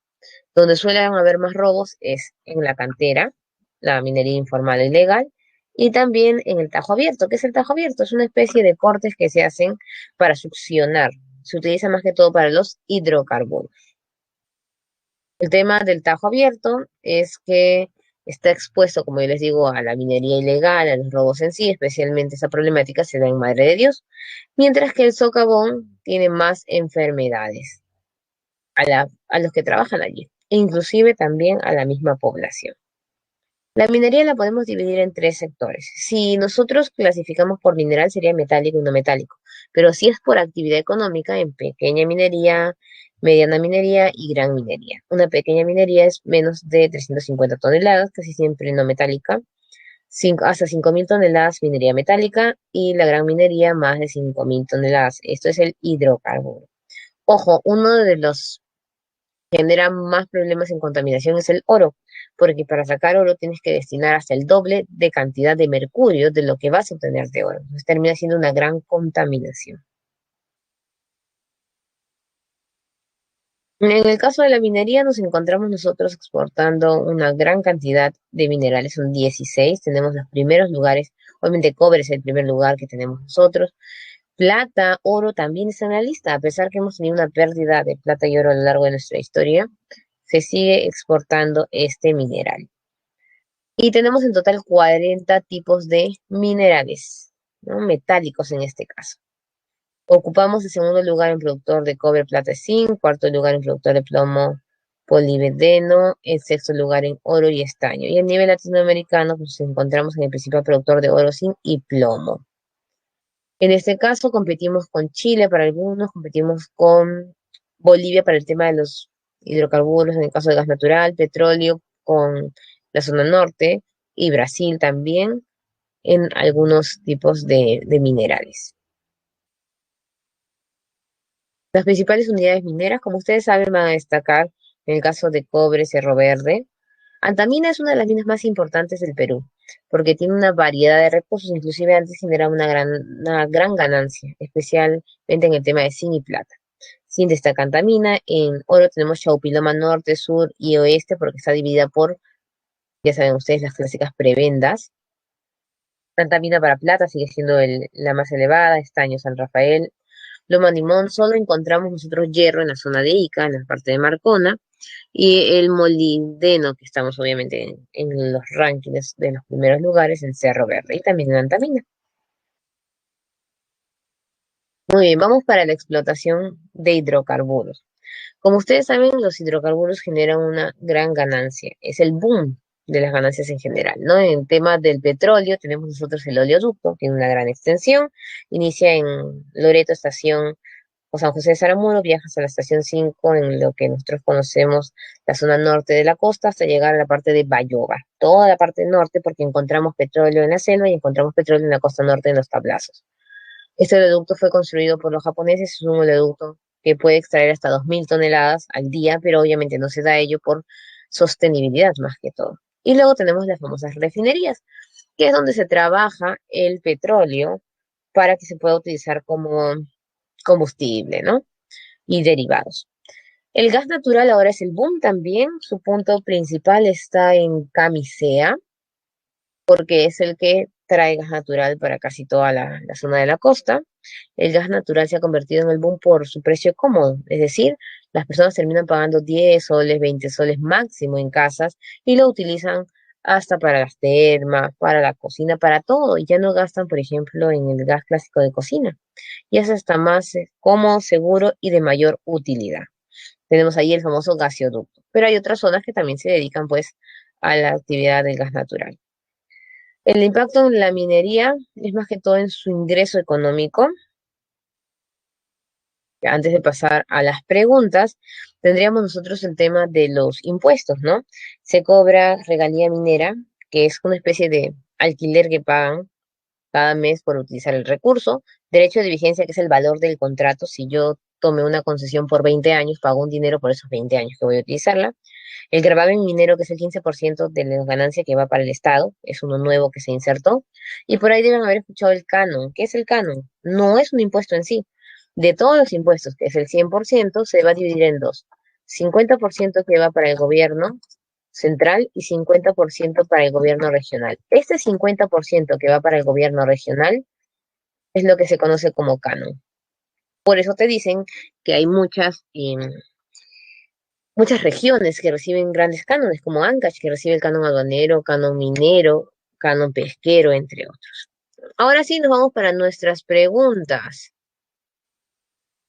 Determina el valor de verdad de los siguientes enunciados sobre el tema de la minería, perdón, de la agricultura, de la agricultura intensiva. La agricultura intensiva se da en la costa, ya sabes qué características tiene, y estaríamos marcando allí la respuesta a la letra C. En la Amazonía, cultivos de alto rendimiento, solamente selva alta, ¿no? Todos vamos a tener como respuesta sobre el sector pecuario, ganadería. Ganadería, letra A. Falso, criollo, no, porque acá está seccionado. No está el ganado criollo, este Holstein. Todas las especies abastecen exclusivamente a la carne de mercado. No, pues hay el tema de la leche. No puede ser. 3. Sobre el tema de pesca, estaríamos marcando ahí la alternativa, la letra B. Acuicultura, microorganismos más complejos, crustáceos, he sacado de sus hábitats para crearlos de otra forma. Y aquí tenemos las actividades de la minería, los centros de minería, donde tenemos como respuesta la letra A. Muy bien. Antes de pasar a cívica, que está fácil, así que no te asustes por si no nos va a alcanzar el tiempo, te dejo un enlace para que lo puedas revisar. Este enlace corresponde a la minería ilegal e informal. Tú sabes que no es lo mismo. Minería ilegal es el que roba, por debajo no tiene ni siquiera inscripción, e informal es que tiene toda su empresa, pero no paga los impuestos de forma correcta. Muy bien, ahora ya sabes, no te olvides cualquier duda de ingresar al multichat. Vamos a subir la presentación de Cívica. Es Poder Judicial y Poder Judicial está muy sencillo.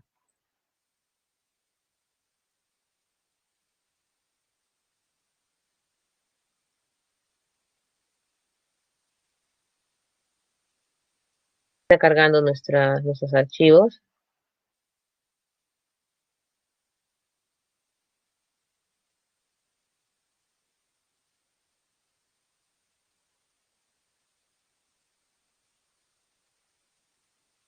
Listo, empezamos con el Poder Judicial. El Poder Judicial es el tercer poder, administra justicia, no confundir Poder Judicial con Ministerio de Justicia. El Ministerio de Justicia se encarga de promover los derechos humanos, ver que se cumplan los derechos humanos. Ellos se encargan de imponer las sanciones ante la falta de cumplimiento de las leyes y la Constitución, ¿no? Pero todos los temas que tengan que ver directamente con modificaciones o atentados contra la Constitución ya va para el Tribunal Constitucional. El Poder Judicial es autónomo como todos los poderes, está compuesto por jueces y por fiscales, pero los fiscales en realidad trabajan en el Ministerio Público.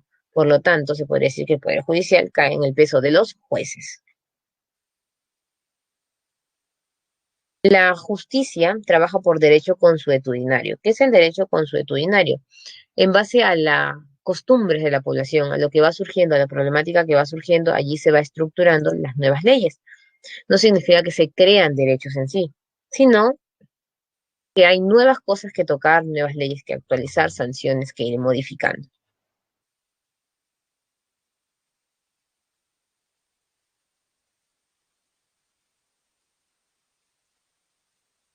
Muy bien.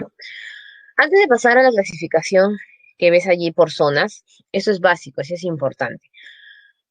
Corte Suprema, Superior, Juzgado Especializado Mixto, ve delitos. Eso tiene que quedarse muy grabado. Pues paz letrado y paz, faltas. Profesora, no recuerdo qué es una falta. ¿Te acuerdas el tema de la conciliación? Se conciliaban faltas y no delitos. Todos los temas de conciliación que necesiten pasar al plano judicial son faltas y son tocados por el juzgado de paz o juzgado de paz letrado. La única que evoluciona como delito, o sea, como sanción de delito, vendría a ser la pensión de alimentos, ¿no? Porque ustedes saben que si no se paga la pensión de alimentos, la persona puede ir presa. Entonces ahí está, ahí evoluciona como delito. Como siempre, les hago un resumen del poder, aquí está. Ministerio Público o Poder Judicial. Tú vas al Ministerio Público a poner tus denuncias, ellos resuelven el caso. Nosotros no vamos al Poder Judicial. Ya cuando toquemos las ocas vamos a entender mejor cómo funciona esto del Ministerio Público. Temas de estudio, ¿no? Los jueces de paz, o sea, el juez de paz trabaja en los centros poblados. Recuerda, y eso es fundamental, en los centros poblados no hay centro de conciliación. Por lo tanto, el juez de paz hace de conciliador y hace de juez. Tema de pensión de alimentos. Primero voy a conversar con el juez de paz, voy a conciliar. Entonces hace su acta, todo. Y luego vuelve, bueno, voy a poner una denuncia. O sea, funciona de las dos cosas. El juez de paz letrado, en este caso, trabaja en los distritos administrativos. ¿Qué es un distrito administrativo, profesora? Los distritos tradicionales, los que tú conoces. No, cuando te digo distrito, dime y tú me dices los nombres, los distritos, ya, esos son. ¿Cuándo vamos al juez de paz letrado? No, recuerda bien, no es que pasa del juez de paz al juez de paz letrado, no es así, porque se supone que trabaja en una instancia distinta. Ellos son para centros poblados donde no hay centros de conciliación y en nuestro caso sí hay en los distritos centros de conciliación. Entonces, ¿qué hacemos? Primero vamos a un centro de conciliación y luego vamos al juez de paz letrado. Antes, como ustedes saben, no es una obligación el tema de conciliar, pero ya es algo formal recurrir a los mecanismos de solución de conflictos. ¿Cuáles son las materias conciliables? Recordarás tu lista, ¿no? El tema familiares, menos lo que es violencia o violación, el tema de trabajos con modificación de contratos, temas vecinales, etcétera. Y ojo, ellos no resuelven los casos de delitos, pero los recepcionan. El delito no pasa de frente a la provincia, sino lo recibe el juez de paz letrado y lo deriva, por sentido común, por secuencia. Pero ellos solamente ven faltas. Ahora viene el tema de los delitos. Juez especializado mixto. ¿Listo? ¿Qué van a hacer ellos? Resolver los delitos en primera instancia. Van a emitir una posible sanción, un posible dictamen. Ojo, acá van las garantías constitucionales. ¿Se acuerdan cuando decíamos las garantías? Primero van al Poder Judicial y luego van al tribunal. Ya, aquí están las garantías constitucionales en primera instancia. En segunda instancia se toman en la Corte Superior porque se apela. Y luego se van al tribunal. La única que no va al tribunal es la acción popular. Y la acción popular no se pide aquí. ¿Quiénes se van a pedir aquí? Las clásicas, ¿no? Las que nosotros conocemos, menos la acción popular. Tampoco vas a pedir la acción de inconstitucionalidad porque esa va de frente al tribunal. Entonces, ¿qué pedirías? Acción de amparo, acción de habeas data, acción habeas corpus y cumplimiento. Si algún dato resuelto en el juez especializado mixto no te parece correcto, el resultado que dio lo puedes apelar a la Corte Superior. Por eso hay un proceso de escala. Ellos tienen materias, no tienen salas. Entonces, una diferencia para que puedas notar cuando están hablando de una u otra cosa es el tema, cuando dicen materia, ya sabes que es especializado. Cuando mencionan sala, tienes que ver si es superior o suprema. Materia civil, penal, laboral y familiar. Ojo, y acá es importante. No puede atenderte un juez distinto. O sea, si yo veo un tema de materia familiar, me tiene que atender un juez familiar, no me puedo atender un juez penal. No es correcto. Listo. Seguimos. Las Cortes Superiores resuelven en segunda instancia los delitos vistos por el juez especializado, ven en segunda instancia las garantías constitucionales y reciben en primera instancia la acción popular. Esta no puede ser apelada a la Corte Suprema, no se puede fallar aquí, aunque hay personas que han intentado la apelación, son rechazadas porque no las ve la Corte Suprema.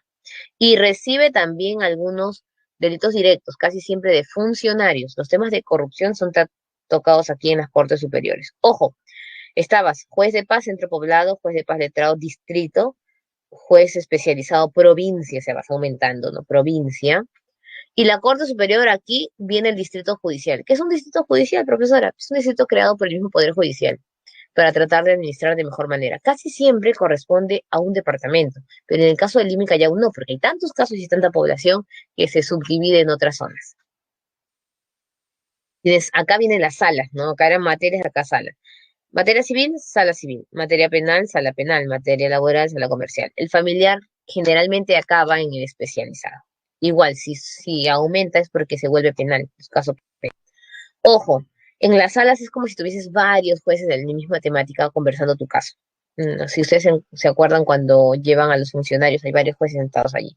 No es como en el caso de juez especializado, que solo son jueces, un juez ahí atendiendo al lado del jurado, ¿no? Que son los vocales y fiscales. Vocales trabaja directamente con el juez y el fiscal pues apoya a la población por pertenecer al Ministerio Público. Y en la Corte Suprema solo encontramos una, que es la de Lima Metropolitana, que es la central, es la cúpula del centro. Se divide también en salas. La sala de la Corte Suprema es la sala plena, ¿no? Tiene 20 jueces supremos.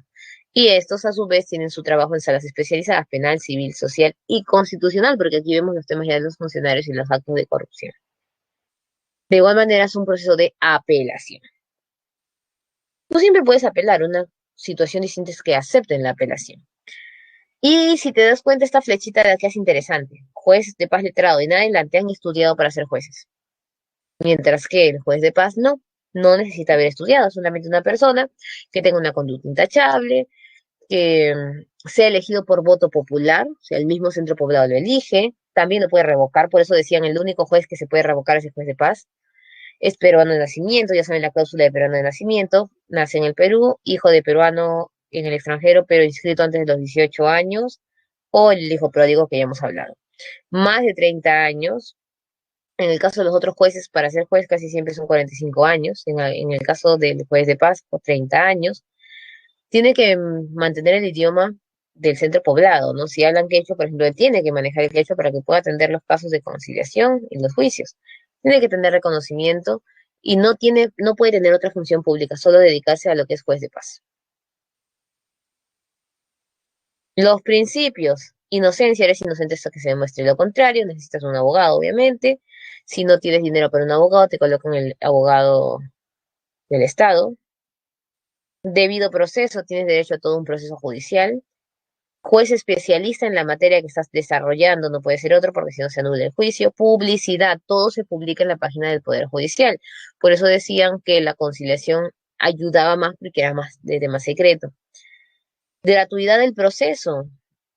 Recuerda, todos tienen derecho a la gratuidad, pero en algunos casos, profesora, pero cobran. Lamentablemente, tendríamos que, para llegar a la gratuidad, ver, ¿no? Manifestar nuestra falta de capacidad económica. Y si tuvieses dinero, tú inicias el juicio, tú pagas todo. Cuando ganas el juicio es que te devuelven todo lo invertido, porque tú estás iniciando el juicio. La otra persona tiene la defensa gratuita. Vacío de ley, ¿se acuerdan? Paradero, prohibido estacionarse y sin cartel. Ese es vacío de ley. Cuando no se sabe qué hacer. Te dicen que para ir preso tienes que haber robado 1.000 soles y lo robaste en 999. Esos son vacíos legales. Igual también se absuelven en juicios. Apelaciones, todas las personas tienen derecho a apelar. Nadie puede decir, ay, gracias por mi condena. No, todos tienen derecho a apelar. Eliminar el prevaricato. ¿Qué es eso, profesora? La corrupción del juez. ¿Tú te imaginas que un juez sea corrupto? O sea, llegamos a un nivel todavía ya más grave. Ese es prevaricato. Recuerda, el jurado está compuesto por vocales y fiscales, ¿no? Y los procuradores que hacen la observación. Magistrado es sinónimo de juez, pero se le llama magistrado casi siempre. Se ha hecho costumbre en el Perú darle el término de magistrado a los jueces de más rango que trabajan, por ejemplo, en la Corte Suprema o en el Tribunal Constitucional.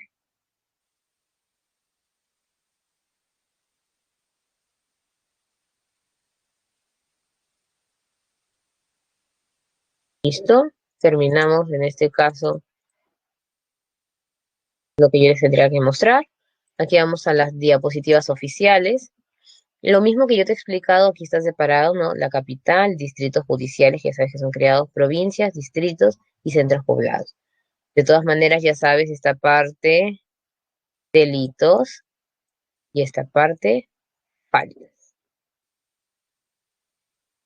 La Corte Suprema, máximo nivel, ahí está lo que te decía la sala, la división de las salas. Los casos trabajados en la Corte Superior son los que pueden llegar a la Corte Suprema. Los demás casos se quedan en la Corte Suprema porque es una segunda apelación. El presidente de la Corte Suprema también lo es del Poder Judicial, es elegido por cada 2 años por los jueces supremos titulares. ¿Y cómo se elige a los jueces? Eso lo vamos a ver cuando trabajemos la Junta Nacional de Justicia, que antes era llamada el Consejo Nacional de la Magistratura, ¿no? Esto es importante que grabes, porque a veces lo elige a tal persona y te confunden. Aquí es, los jueces son elegidos por la Junta Nacional de Justicia, pero el encargado de la Suprema es elegido por los jueces supremos. En las Cortes Superiores, ya lo hemos visto, son 34 distritos judiciales creados, ya saben ustedes, y una sala penal nacional. Hay de diversos tipos, resuelven las apelaciones y tenemos aquí las divisiones para que vean que no funciona igual. En la mayoría de lugares, los distritos se agrupan en provincias, cada 2 provincias, cada 3 provincias es una corte superior, en algunos casos todo el departamento es una corte superior, pero en el caso del Lima y Callao por la cantidad de población, lo dividimos en el Callao, Ventanilla, Lima, Lima Este, Lima Norte y Lima Sur. Juzgados especializados o mixtos, ya lo hemos visto, tienen que ver todos los temas de las apelaciones de las conciliaciones. Recuerda, esto es lo que hemos visto nosotros en los temas de conciliación, profesora, pero también ve procesos penales, claro. Si bien él no trabaja el tema de delitos de forma directa, los revisa y los va elevando, ¿no? Primero los tiene que revisar, ver si le competen. E inclusive recibe la acción de amparo, que esto es básico. Se resuelve en, me estaba salteando, claro, se resuelve aquí la acción de amparo, la acción de habeas corpus, como lo hemos visto nosotros, y puede pasar a una segunda instancia en la Corte Superior.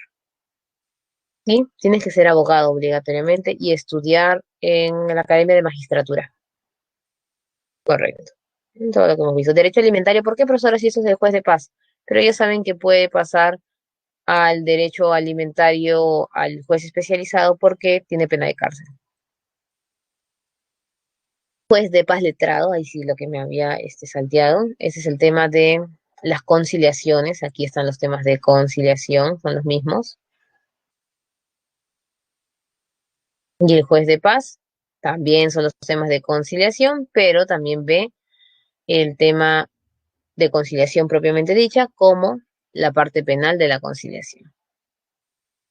Listo, aquí están los requisitos que los que hemos visto en la diapositiva anterior y aquí están las funciones. ¿Son los mismos principios? Sí, solo que disgregado. Por ejemplo, presunción de inocencia en un proceso, ya yo le he puesto inocencia nada más. Publicidad, yo le puse publicidad. No dejar de administrar justicia por vacío legal, yo le puse vacío legal. Son las mismas que hemos desarrollado en la imagen global de la diapositiva anterior. Muy bien, vamos con nuestras respuestas. Uno, Ley Orgánica del Poder Judicial determina su estructura, identifica los enunciados correctos en caso de los magistrados. Aquí se está utilizando obviamente el tema de magistrados como juez. Por lo tanto, sería la letra B de bonito. Correcto. Requieren ser abogados en todos los órganos jerárquicos. Profesora, eso quiero saber. Usted me ha dicho que tienen que estudiar para ser abogados. ¿Quién es la excepción? ¿Quién es la excepción? ¿Quién es la excepción? El juez de paz, muy bien, Melanie. Excelente. O sea, todos estudian desde dónde te dije, desde el juez de paz letrado. Pero el juez de paz no. Por eso, si te dicen todos los jueces tienen que estudiar, no todos tienen que estudiar. De la Constitución, recuerda, si le dices magistrado el tema del tribunal, es distinto, pero en este caso los jueces también son llamados magistrados. Claro, los máximos, hay niveles, correcto, Melanie, pero es normal, ese es sinónimo, juez de magistrado. Solo que nos hemos acostumbrado a pensar que el magistrado es más grande, pero no, son igual, sinónimo. Inicia la investigación sobre la presunta comisión de un delito. ¿Por qué no puede ir esto? Por el juez de paz y por el juez de paz letrado. ¿Por qué juez de paz y juez de paz letrado ven faltas? Ya vamos terminando, ya vamos terminando. Dos, el Poder Judicial presenta una organización de carácter primordial y jerarquizado. Vamos a ver aquí las características, serían la letra B de bonito. En este caso habla de los jueces de paz. La juez de paz de Corte Suprema, ya en general lo hablan, ¿no? Está facultado para resolver la garantía de acción de inconstitucionalidad, no, esto lo ve el tribunal. Luego, administran justicia aplicando principalmente el derecho consuetudinario. Profesora, pero se supone que todo está en base al derecho consuetudinario. Por supuesto, pero es aplicado principalmente ¿por quién? Por los jueces de paz. ¿Por qué, profesora? Porque es trabajado en base a lo que la población tiene como parte de su cultura. No significa que las leyes en general no hayan nacido por derecho consuetudinario, pero quienes siguen aplicando el derecho consuetudinario, es decir, la vivencia, las costumbres, los jueces de paz, porque están en centros poblados. Si unimos aquí, obviamente sería la letra D, pues es más fácil. Y cerramos ahora sí, porque tenemos que cortar. La última, la letra. Puedes administrar justicia, las normas para resolver situaciones y administrar justicia mediante la aplicación de los principios generales del derecho. Listo, terminamos, chicos. Cualquier duda pueden absolverla, ya saben, en el multichat. Vamos terminando. Por ahí me han pedido, antes que me vaya, la foto de la diapositiva resumida. Se las voy a mostrar. Aquí está, la diapositiva resumida. Antes que me vaya, listo. Cualquier duda, cualquier cosa, multichat, chicos, los quiero. Tomen fotito ahí, screen. Bye bye.